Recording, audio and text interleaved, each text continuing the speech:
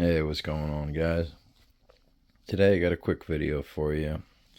It's just going to be the breakdown between buying a budget crossbow, made in China, versus a decent priced, I would say mid-level, made in America crossbow.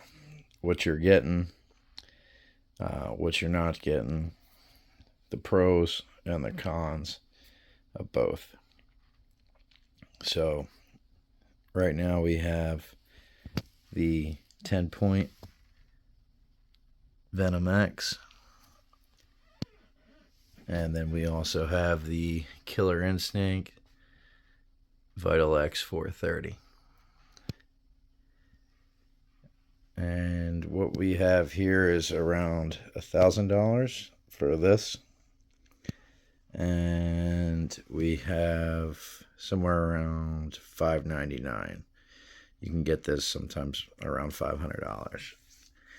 So you have technically, I think, 390 or 400 feet per second with the Venom X, and you have 430 feet per second with the Vital X from Killer Instinct. Now, after using these both on a chronograph with around 480 to 500 grain arrows, they were shooting right around the same speed. So they were shooting around 368 to 370 feet per second with high 400 to 500 grain arrows. That was with, pile drivers with 150 grain field tips on them, and lighted nocks. So the feet per second on the Vital X is a little exaggerated, and that was, they're getting that number with a very light arrow, something you wouldn't really use in a hunting situation, or an arrow I would even suggest using due to the shock on the limbs. So with these cheaper crossbows, you're getting a lot cheaper of a build quality. The trigger is going to be not as nice. The scope usually is not that great, although these two scopes are very similar in quality, I would say. The overall fit and finish, not all that good. And if you're buying online, you would have to put together the Vital X 430. The 10-point comes fully assembled. You just have to mount the scope. You are getting the AccuSlide here.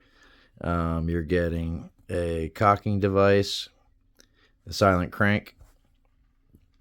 The Killer Instinct, you are getting a rope pull, the manual sled. So, and that may not work for somebody of smaller stature. It is a pretty good pull. Not too hard, but it gets easier once you get past about the halfway point or so. But not for little kids or smaller women, or smaller guys, or somebody with bad shoulder. Definitely not going to be recommended for somebody who's got any type of shoulder issue. Where the biggest issues you're going to get are where if you need warranty or repair. You can go in just about any bow shop in America and get your 10-point serviced, possibly same day or pretty quickly. You can send it back in. You can get somebody on the phone. This is where it really the extra money comes into effect. You can call up 10-point and get somebody on the phone the same day. You might wait 15-20 minutes. You'll get them. You could call Killer Instinct and be on the phone for 3 days. You could be sending email after email, no reply. You may not even hear back from them. You won't have that issue with 10 Point. You'll get a hold of somebody and you'll be taken care of promptly. So that is another place where you're going to see a little more of the increase on money. You're getting a much better trigger. The overall feel, nicer quality.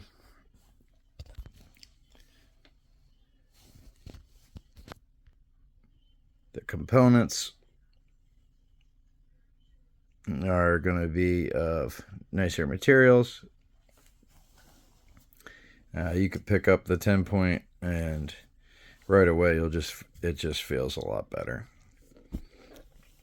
And the exaggerated FPS, 10 Point doesn't do that. They actually put their real numbers on the website with a 400 grain arrow, and a lot of them will also have with like a 440 grain arrow. They'll have two different speeds of kinetic energy, so you'll actually know your real numbers, and then you can figure out exactly what your FPS will be. So that's a plus. Killer Instinct doesn't do that. I would suggest, if you're looking at Killer Instinct, to possibly join the Facebook group and see how many problems they're dealing with limbs right now. Breaking. They're having a lot of, I think some of it's manufacturing issues. Some of it's probably user error and people not having their bolt all the way back. They're doing dry fire type situations, but there's definitely some quality control issues. I stayed in the sweet spot with the 10 Point. I went with the Venom X because it was around 400 feet per second. When you start going really high, like I could afford a 450 feet per second bow, but the higher you go up, you will see there's a lot more issues. You're dealing with a lot more energy, a lot more speed. Things tend to break a lot more. I think the sweet spot is around 400 to maybe 430 feet per second, 440 maybe. I personally, even if you had all the money in the world, I don't think I would buy anything that went past 450 feet per second right now, just because of the shock on the limbs. And I don't think you really need that much speed for a typical crossbow shot of 30, 20, 40 yards. You don't really need much faster than 450 feet per second. These are both putting 500 grain arrow around 360, 370 feet per second, and that's plenty. I would suggest, if you're looking, you don't want to spend $1,000, I would recommend taking a look at Barnett. They have the XP400, the Explorer XP400. You can get those on sale for $299 right now, and they are 400 feet per second bow, and I believe Barnett has much better customer service than these guys, from what I know. The Whitetail Hunter STR, that's one of the best bows for the money, and I think that's killed more whitetail deer in the United States than any crossbow ever has. One other thing too, with the more expensive bows, a lot of the time you're going to have more consistent shots.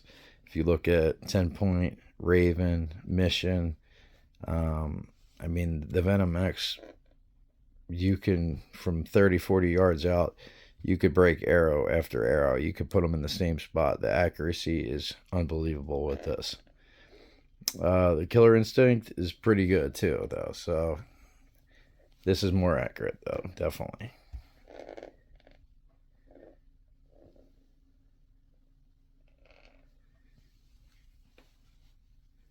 Killer Instinct does have a cranking device. I believe it's $100 or $150.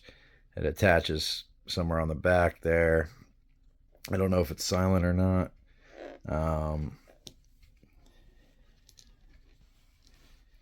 But, you know, that was just a quick video. I don't want to ramble on too much, but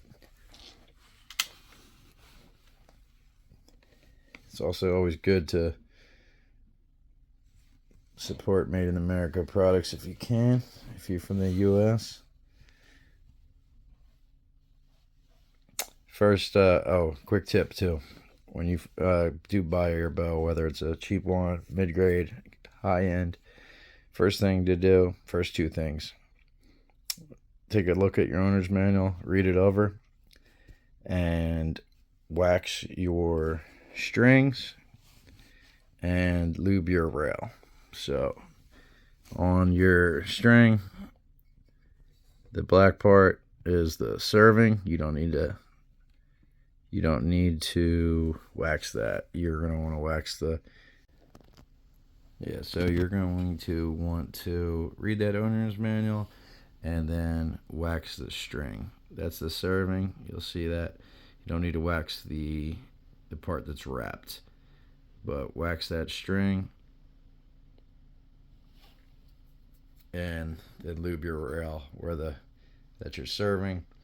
So lubricate the rail where the serving slides on to reduce friction, and that should be the first thing you're doing. And you should be pretty good. Always make sure that your knock is fully all the way back against your string. A lot of them will have a safety so you can't dry fire it. Even the Killer Instinct has that. So that bolt right near the safety, that will go up vertically, and that will let you know you're safe to fire. So hopefully that was helpful. Give some advice on if you're looking for a crossbow to keep in mind. You know, the customer service and the warranty claim. They getting in contact with customer service or a tech. Support your local bow shop if you can. If they have what you're looking for in stock, I'd suggest going there. That way, if your string busts, you have any issues, you can bring it right back to them. They'll get you back out there. You could be waiting 3-4 weeks for Killer Instinct or any of these companies to send you something, or you having to send your bow out to them, have them fix it, send it back. I mean, you'll miss the whole deer season waiting on stuff like that. Take care. Quick look at my bows.